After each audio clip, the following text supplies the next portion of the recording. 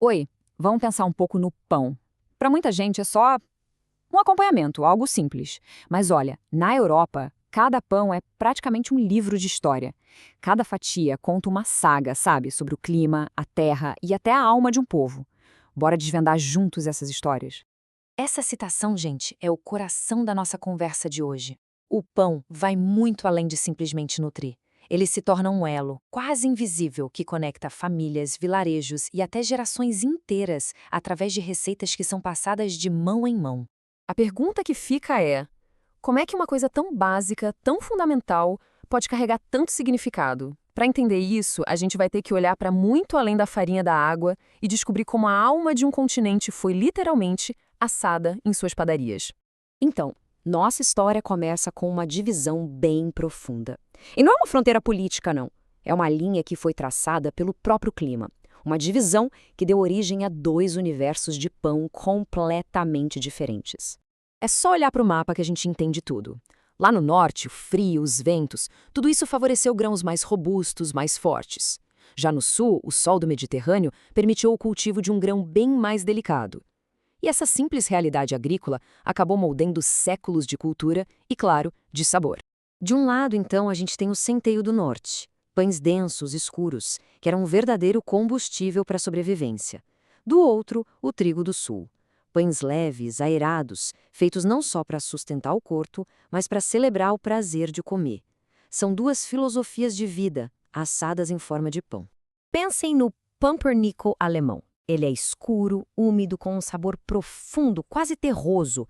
Não é um pão que se come sem prestar atenção, sabe? É um alimento sério, feito para nutrir e para aguentar os invernos rigorosos.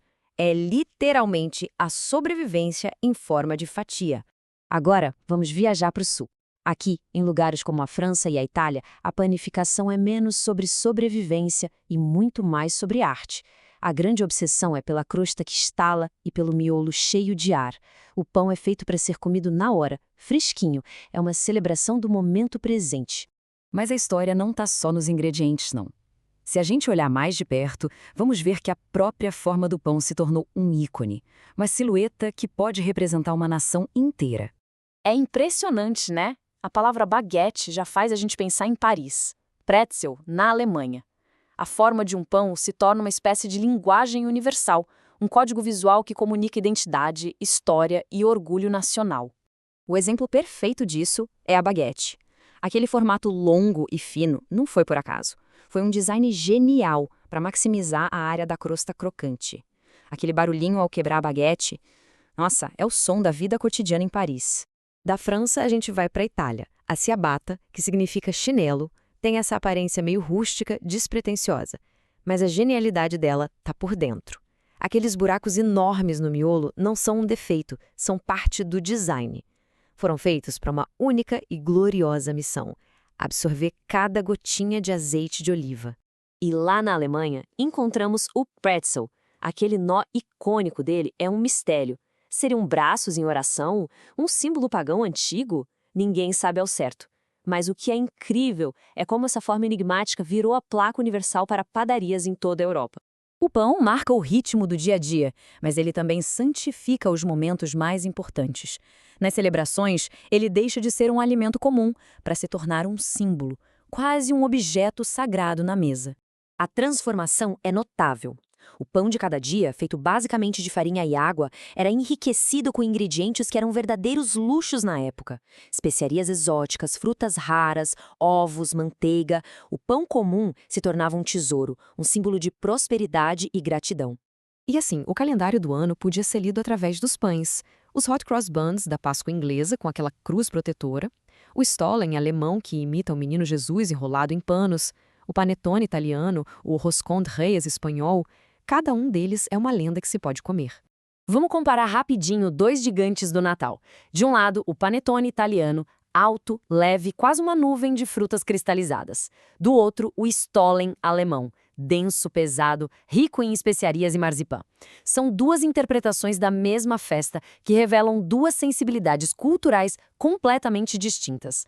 Isso tudo nos traz para os dias de hoje, porque essa história não é uma peça de museu, não. o pão europeu continua evoluindo, sabe? E hoje trava uma batalha fascinante entre a tradição e a modernidade. Pois é, o século XX mudou tudo. A industrialização nos deu pão barato, acessível, mas alguma coisa se perdeu no caminho. A complexidade do sabor, a textura da crosta, a alma do processo. E como uma reação a isso, uma espécie de contra-revolução começou.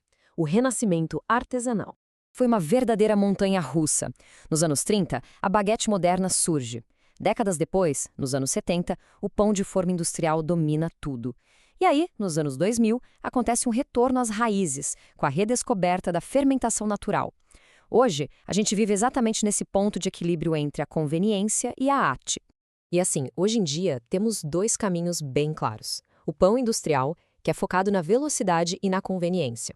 E o pão artesanal, que celebra a lentidão, o sabor e a tradição. Não se trata de certo ou errado, mas sim de duas filosofias que coexistem nas prateleiras. E com isso a gente volta lá para o começo, porque o pão que se escolhe levar para casa não é só uma questão de gosto. Seja um pão de forma, super prático, ou um pão artesanal, mais rústico, essa escolha acaba refletindo os valores de hoje. Então a reflexão final é essa: se todo pão conta uma história, que história será que o pão na nossa mesa está contando sobre nós?